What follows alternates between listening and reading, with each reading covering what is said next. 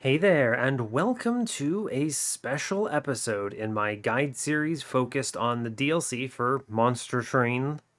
Technically, it's called The Last Divinity. Anyway, this is a special one because I wanted to cover a fun and useful topic that came from a suggestion in YouTube comments a while back when I was doing my other clan specific guides. And it's something I felt I could do in a short blast. I had a little bit of time before I went to bed and figured it would be useful and fun. It'll be a good opportunity for you all to fight me on my opinions, which is always fun because we are covering my top 10 cards in game. And I'm sure all 10 of them will surprise you because I usually, whenever these topics come up in chats and Discord and whatever, people always are just like, how do you think that? And it's okay, fair enough. Some of them are obvious, but some of them are pretty wild. So I wanted to cover that for you, and hopefully, it's a little bit of insight into how I play the game and what I value when going for massive win streaks.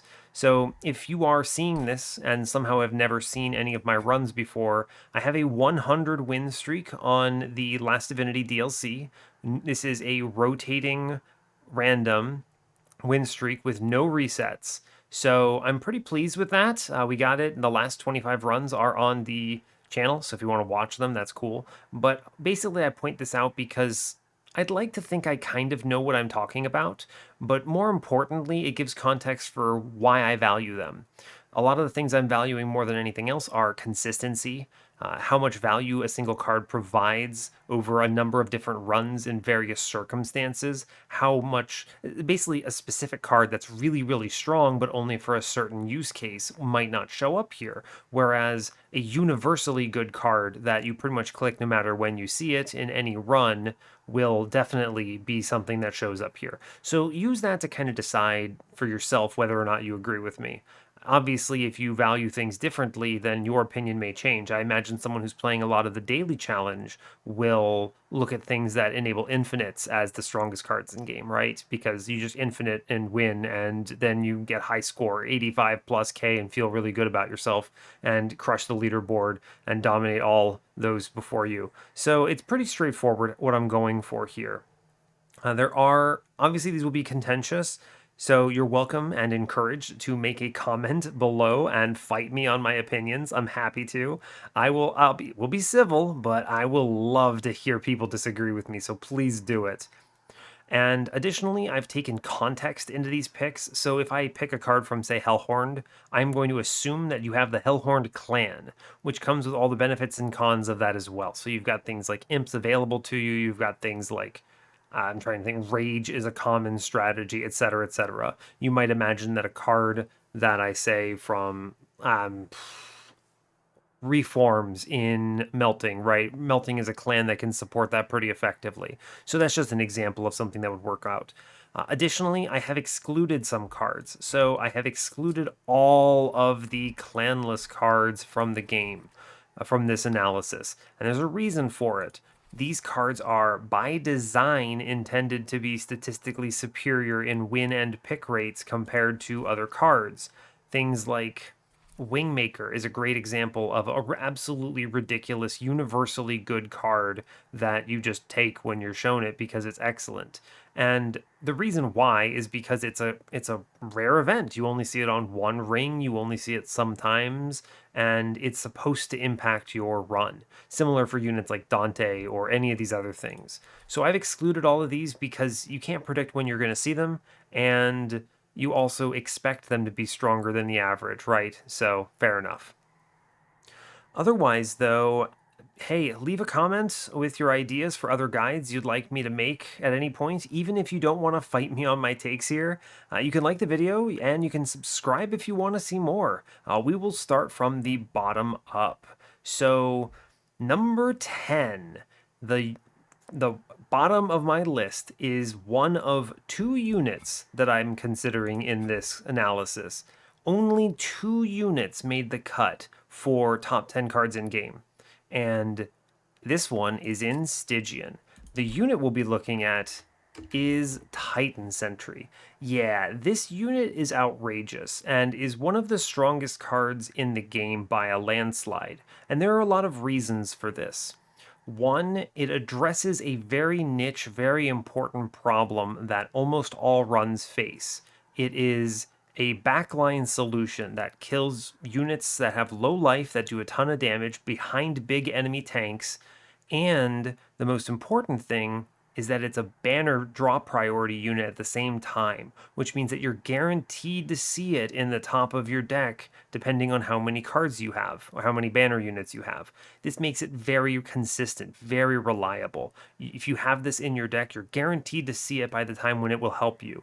Additionally, specifically in the DLC, its infusion is outrageous. You get the same card back, it self infuses, and it literally doubles its ability. This is very excellent because it adds so much strength to the card. It can now kill heavies. It can now kill big enemies, tanks. And you play it on the bottom, enemies attack, they get killed by the time they walk to your pyre. And your whole run can essentially be solved by Titan Sentry. And the flexibility of this unit is huge in that respect, right? Because not only does it solve smaller problems like your backlines, if that's what you need it for, but it also solves bigger problems if your run sucks and you need this to save you. So Titan Sentry will pull you out of dark places in runs. You can have the worst everything, and this thing is excellent. And the last point that I want to point out, I want to talk about in favor of Titan Sentry is how unique it is compared to most other banner units. In that, when you go to a steel shop, I value consistency very highly. And what that means is obviously you're almost always looking for multi strike, right? You have a backline unit that's doing damage. Sure, you want to give it multi strike, make it hit twice. Pretty straightforward, very common at the highest difficulty.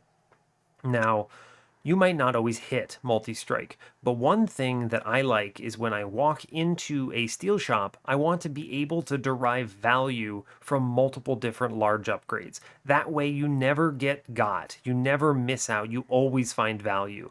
And Titan Sentry is one of the unique units in that it values both large stone and endless extremely highly. And if you get both, then rock on. Large stone lets it do a lot of work. The extra attack actually matters since it will attack into spikes, which procs its revenge trigger. You also have a lot more HP on it, so it can get hit more times before dying. Endless is great because whenever it dies, you just want to bring it back, right? And get it killed more so it can clear more units.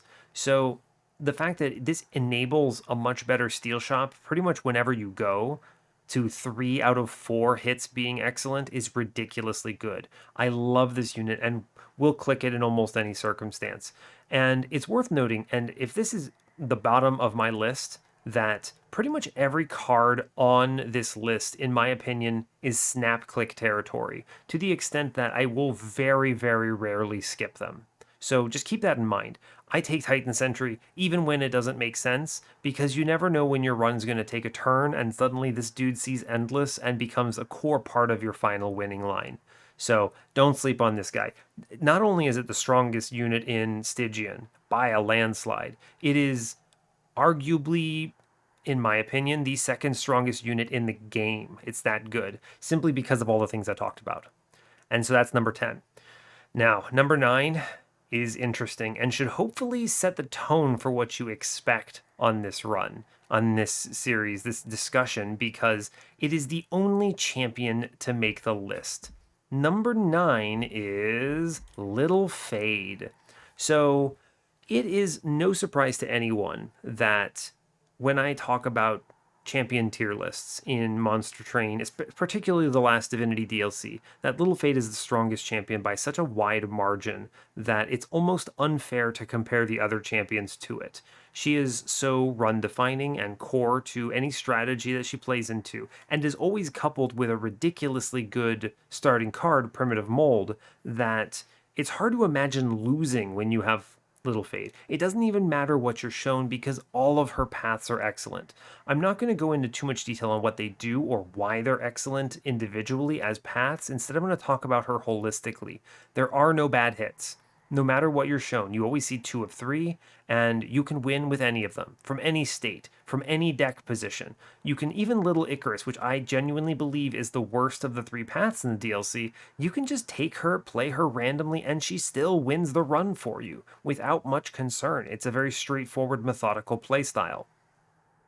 Firelight's probably the strongest. Eternal Flame is what every champion wishes it could be. Free, comes back, never dies, just kills something every turn, has a lot of great synergy, really ridiculous. The buffs in the DLC patch to Eternal Flame really put Fade in general way above the curve because now there is truly no bad hit, right? So she's outrageous and is the only champion that makes this tier list. And she combines so effectively with everything in both Melting and all the other clans. I can't think of a single clan that has bad hits here, right? You're looking for single space units with Firelight, so you've got Melting Drafts, for instance. You can have anything that has multi-strike, Horned Warrior, Animus of Will. It can be sweepers, so any of the 5 sweepers in game, right? There's 5. There's the Wormkin, 2 Awoken, and 2 Stygian. Make sure I'm not missing any. Yeah, that's all of them. So you've got all of them. Dante is incredible here. Hell, you can use advanced prototype train stewards and win with those simply because they hit twice. So it's really ridiculous. And she's just out of control. You can line it up like that with any clan. Eternal Flame slots into any floor because she's only 1 space, does 1,000,000 damage very quickly, and Little Icarus will basically just overtake your run, and you don't even probably even need banner units anymore. So it's nuts. And yeah, so I consider her, she's basically in the Little Fade tier of champions. And she's the only champion that made the cut. So there are 8 more cards that I consider better than Little Fade in Monster Train. So let's dig into them. Now, number 8 is actually the last unit on this list. And I think everyone should know this one's coming. Apex Imp. Apex Imp is unbelievable. And yes, I do genuinely believe that Apex Imp is better than Little Fade. Truly, this unit from any position with any deck state, whenever you see it, doesn't matter. This unit wins the game. Period. I have every confidence. I will snap click this unit from virtually any point. I could have a fully established line with multi-strikes, quick, full setup, everything squared away, and I could still win the game just by clicking Apex Imp. Now, I might skip in that case simply because I've already solved the run and there's no reason to make the run worse by trying to pivot it. So I'm looking for the top most likelihood of winning, and in those cases, pivoting is usually not correct unless you have to. But you could win from wherever you see this dude. And this thing is outrageous, truly. I mean, just look at the scaling on this. Whenever it gains armor, it gains rage equal to the gained armor. This number is so out of control. You can apply 25 armor for 1 ember with Alloy of the Ancients. 25 rage is 50 damage, and you're also pumping his survivability. So you buff his survivability, and he just kills things in response to it. You can give this thing quick, you can give this thing multi-strike, you can ignore all of those and just put like 4 of them on a floor with a Steelworker infusion, and they'll still get there. So it's really ridiculous. There's so much synergy in Hellhorn, and even outside of the clan, that this unit is unbelievable. It is outrageous, truly. Its essence is kind of forgettable. I mean, it's armor 10, rage 10, but you almost never use this, right? You're just not. And instead, you're going to use the base unit to go mad with power. So, and that concludes units and champions. So now let's get into the top 7 cards of this list. And some of them will surprise you. Number 7 is actually in a clan you might not give it credit for, Umbra. Umbra is notorious, in my opinion, for having absolutely ridiculously strong cards, but very weak units. It is Umbra Stone. This is a very interesting one. You might look at something like Furnace Tap or One Horn's Tome, and you would say these cards are better because they give multi-strike, and multi-strike is really good. But consider that both of those cards come with a very steep downside that makes them not always applicable to your run. Furnace Tap obviously comes with the Ember Drain downside, so you can't necessarily just play it when you draft it and draw it in your run. You may have to wait. Obviously, you could have the Perils of Production Ember Drain synergy, but you're not guaranteed to have that. So it can be awkward. You might freeze it and then just play it before Relentless, which is okay, but then you're not using it to deal with waves. So Furnace Tap, I do actually genuinely believe is quite a bit below Umberstone in consistency. One Horn's Tome is even worse. It costs 5, and then if your unit takes real life damage, it dies, which is really bad. It's definitely worse than Furnace Tap in that respect. Umberstone has no downside, and it is also extremely aggressively costed. I would I would take this card if it cost 4 Ember, and then put a couple -1s in it to make it playable. Genuinely, Umberstone is so good because it essentially answers the question of how do I optimize my damage dealt, right?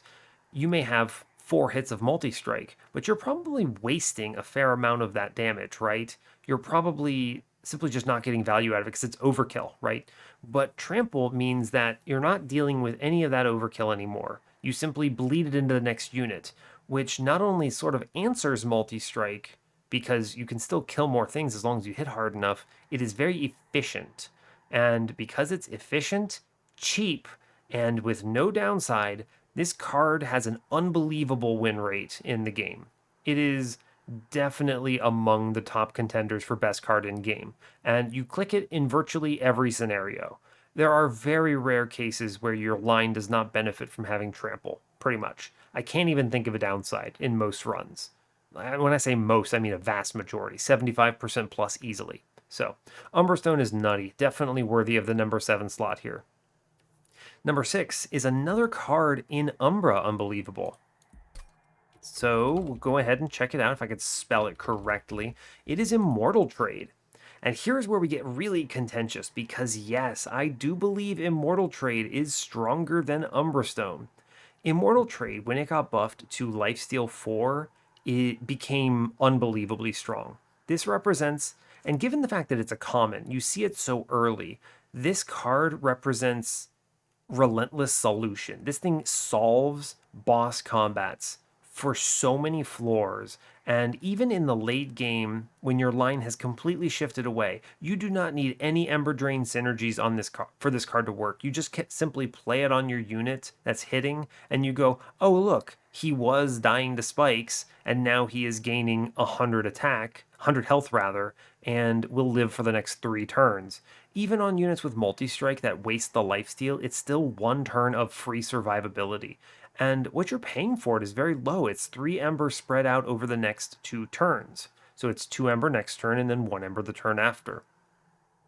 If you happen to have Ember Drain synergies in your run, this just goes ballistic. This card is easy to overlook, but the truth is, if you want to improve your win rates with Umbra, which is genuinely a bad clan overall in the DLC, especially at the highest difficulties. On lowest difficulties, it's fine, but on the highest difficulty, with the Divinity being mandatory for your run, this card provides so much value. It turns Umbra from, okay, this is probably a really trash throwaway clan for you, to, hell yeah, I saw Immortal Trade. Very easy pick for me on my number 6 slot. Moving on to number 5, we get out of Umbra a bit and we start branching out a little because, Umbra can only be so good. The next card that I want to talk about is Ensnare. This is a card that got considerably better in the DLC with no changes made to it whatsoever. It is 0 cost and it roots an enemy unit for 1 turn. And it says draw +1 next turn. So you spend exactly 1 draw on this ever, and then you play it on an enemy, and that unit gets stuck on the floor they're on, and then it replaces itself because now it draws +1 next turn. So essentially, this card only ever costs you 1 draw in the entire run, and that's excellent. Additionally, this card locks down critical threats. This can let you take aggressive Heaven Seal trials. This can lock down mini bosses on the Divinity. This can split up problematic waves so you're not dealing with big problems. Example being double harvest wave on the Divinity. You could split up the harvest units by locking one down and having the rest move up without it. It's flexible in that respect. It can always just be played on bosses if you're worried about it. It doesn't matter, and it takes all upgrades ridiculously well. You can freeze it so that you always root the right unit. You can double stack this, and then anything you lock down is just stuck for a long time. You can hold over this, and then you just lock something down forever. You can hold over and double stack it, in which case you can send 2 units to the Shadow Realm for the rest of the run. It is actually ridiculous. And Rooted is so good because on non floating boss combats, like the Divinity, what happens, a good example of a combat like this, like Ring 7, right? You can lock down a unit, and if it has Rooted when the floor is frozen that it's on, it's just killed. So, in a lot of ways, Ensnare basically just kills enemies for you, which is ridiculous. This card should cost 1. It is so hyper aggressively costed at 0. It is a snap click. I take this in almost any run, even when it makes no sense, even when I don't really care. You just click this, right? Because you know what's going to happen? It's going to save your run somehow. You're going to go, oh crap, I'm leaking a mini boss. If I hit it one more time, I win. Oh, hey, look, I drew Ensnare. Game is actually just free. So Ensnare is unbelievable. And easily a number 5 hit on my list. Moving on, we get out of this clan again, and we get to talk about my favorite card in the game, Inferno. It is the most expensive card on this list at a whopping 3 cost, but this card is unbelievable. Your run could be totally doomed. You might not answer anything. You might be just so weak, and then you just see Inferno, you click Inferno, and your run gets suddenly so much better. You put 2-1s in this, dupe it as many times as you can at every hell vent. Every time you draw this, you kill an enemy wave. You neuter it. Even on the Divinity when they have more than 100 life, this is a piercing 100 damage spell for the whole floor, and you just blast an enemy wave. Harvest wave neutered. If you can't answer a 40 HP remaining harvest enemy, what are you doing on the Divinity? And this thing will destroy mini bosses. It's like 1/5 to 1/7 of their HP, depending on the mini boss and your shard count. It wipes out entire waves early on, right? I mean, if it's wave 1 or 2 on the Divinity, you kill it. It's useful in every combat. If you see it early, it just kills bosses for you. You can give this a -2 in holdover, and then it's even better because you can play it every turn. Hell yeah. It's the best 1 Ember you're going to be spending in your entire run, no matter what. I very rarely skip Inferno. The only times I skip this is when it's like a Ring 7 draft and there's no world I can go to the magic shop, right? On Ring 8. And in that world, basically, I don't have enough Ember to play it. But Inferno is unbelievable. This card solves runs on its own. It's so strong. And honestly, I mean, it could probably cost more. It probably should be a rare draft so you see it less often. It's nuts. This card is ridiculous. I pretty much almost always click it. So, and that is my number 4 card. And it's my favorite. So, moving on from here, we're in the top 3, so you know they have to be good. We're heading over to Melting for number 3, which is, if I could spell it correctly, Crushing Demise. Turns out, Inferno is a really good card, right? It kind of just sends floors. But what if you could just kill a big enemy unit for free?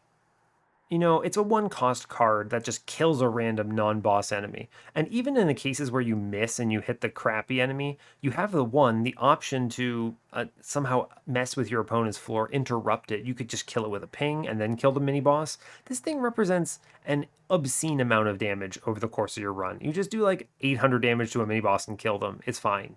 And the killing of friendly units, while sometimes can be risky in bad scenarios, is usually a non-threat and sometimes can be really advantageous, actually. You want to kill your units so you can reform them. It's a benefit. So this not only synergizes with Extinguish, it not only synergizes with Reform, it also just kills enemies outright. For 1 Ember? What do you mean? This card needs to be in your deck if you see it. There are cases where I'm thinking to myself, all right, I have a 28 card deck, I'll take nothing. And then they show me Crushing Demise and I click it without a second thought. You pretty much click this card when you're shown it. You always want 1. You might want 2. Hell, you might want more. There are cases where I've solved entire runs by using 0-cost spell chain Crushing Demise to just destroy entire floors and then creating like 3 of those. it works. It wins. As long as you have some relentless plan on the top floor, that's enough. Just kill the enemies. I mean, it works. It gets it done. So this card is outrageous, ridiculously good. Definitely my number 3 pick here. We're getting to the top 2, and the only Wormkin card to grace my top 10 list now reveals itself in the number 2 slot. It is Returned Soul. I want you to look at this card. I'm going to read it out. I haven't been reading every card here, but this one is so obscene that I look at this and I can't understand how it was ever printed. I just can't. It is 0 cost. It pulls a card back from your discard pile. It infuses it, which means it's purple, which gives, I'm going to hover over the tooltip for you here, it gives you an echo on the floor. Big synergy point here.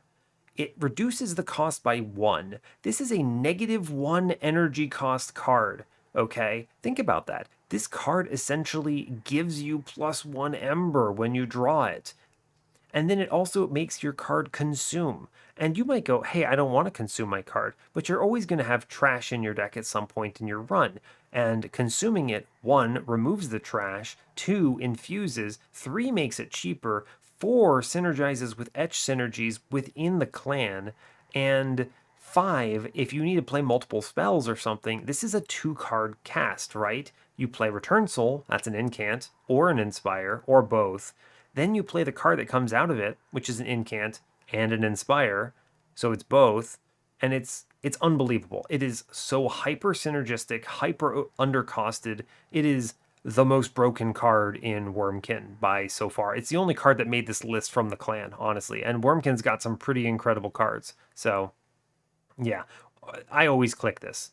I've very rarely skipped it ever. This card is just unbelievable. It is a huge carry, and it is such an enabler for so many strategies, especially since you have Wormkin at it, so you know you're going to get some value out of it.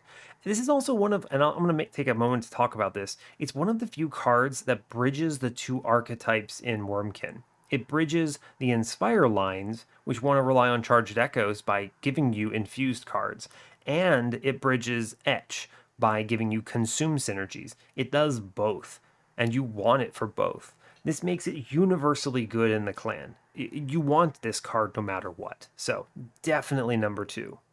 And, all right. Number 1, top card. Which clan is it in? This is going to be a hot take, I'm pretty sure. But I want you to walk into this with an open mind and hear me out, because most players are probably going to disagree with me, but I strongly stand by this take. It is in, drumroll, Stygian. Unnamed Tome. Yeah, I think this is the best card in the game. I think this is the best card in the game, and I think this is better than things like Return Soul that are hyper synergistic and very powerful incant inspire cards. It's better than Inferno that kills floors. It's better than Crushing Demise that just ends mini bosses. It is so easy to look at this card and say, why the hell would he think this is the best card in the game? And the truth is, this card used to be, if you were a player before the DLC, this card's not actually that amazing in the pre-DLC era. But because of the sheer number of upgrades and abilities that exist on units and enemies and bosses in the DLC, this card went out of control, and it never got costed up or anything. It is 0 cost, which means it's free, which you probably expect from these top cards, right? It's free, right? It has permafrost by default, which means that you can always save it for the right turn. It is consumed, which means you only need to play it once. You get to play it once and that's it. And that's good because just from those a few effects, this card only impacts your run for exactly 1 draw ever. You never have to redraw this.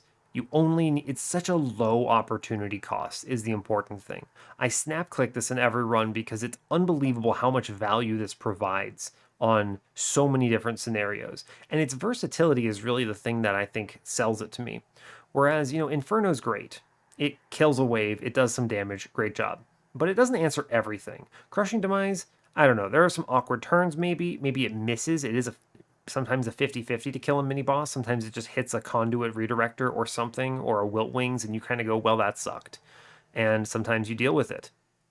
Return Soul, it's great, but at the same time, it is burning your deck. There are only so many resources there.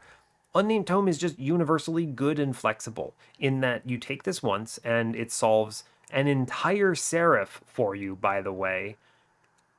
Patient Seraph, which is notoriously difficult in win streaks because Patient Seraph requires you to have some mechanism to not just die or feed it. And it can slow you down because you can't play cards on its floor or you can't defend against it. Only certain clans have solutions that are really good here. Unnamed Tome saves the day and can be found inside of cavern events on any clan, which is really important because it's a tome. This is similar to what you get out of the Umberstone tome, right? Because that is the tome for the Umber clan. But Unnamed Tome is just free and it is a solution. And let me just go down the list of some times when this thing literally saves my run. Let's say I have a very aggressively costed deck and I have to play a bunch of high Ember cards. And I have Pyre Wings that I'm dealing with, right? Those dudes that give me Ember Drain. Geez, wouldn't it be great if I could turn them off? I can just disable, silence them on the pivotal turn, saves the run. Absolutely. You get to play your big cards, you get the power up.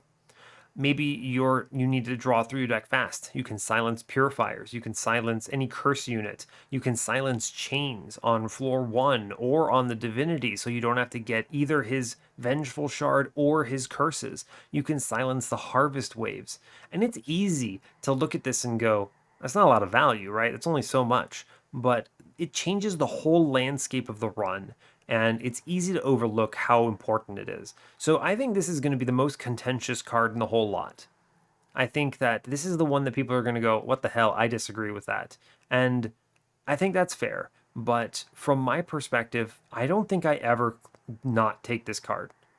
I cannot imagine a run where I will not grab one of these. I value it over almost every other card when it's shown to me, especially when you're in Stygian, where you need to be playing a ton of incants or something. And it just answers so bloody much. And it's so versatile because you can save it for random turns, and there's no cost, right? It's not flooding your deck. You don't have to worry about it, and you always have it on the right turn. And the other really important thing is, you don't have to upgrade it with anything. This is a completely free card, basically. The only thing it ever costs you is exactly one draw ever. And in that universe, I don't need to put a -1 in it. It doesn't need magic power. It doesn't need holdover. It doesn't need double stack or anything. There is simply nothing there. I don't have to freeze it either. It already comes with the frozen. There is virtually no way that this ever is a bad idea. You should always click Unnamed Tome. And I'm giving this one a little more explanation because I think it deserves it. And I think that since it's going to be contentious, people are going to disagree with this. I want to defend it a little harder. So, and that is the end of the list. Number 1. That is my top card in the game right now. And given the state of the balance and the fact that it hasn't changed very much or at all for quite a while, and probably won't, we don't really know, but I'm fairly suspicious that the developers have moved on to other games at this point, and that we're not going to be getting any more balance patches. I think this 10-card list is going to maintain itself in perpetuity. So, yeah, fair enough.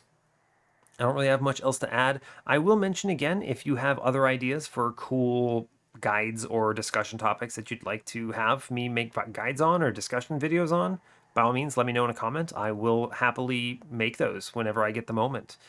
And that's all I've got for you. So, hey, thanks a lot for watching this. I do really appreciate your time. As always, you can give the video a like or a dislike if you want. You can subscribe to the channel if you want to see more. And stay tuned for what's next. Take care, folks.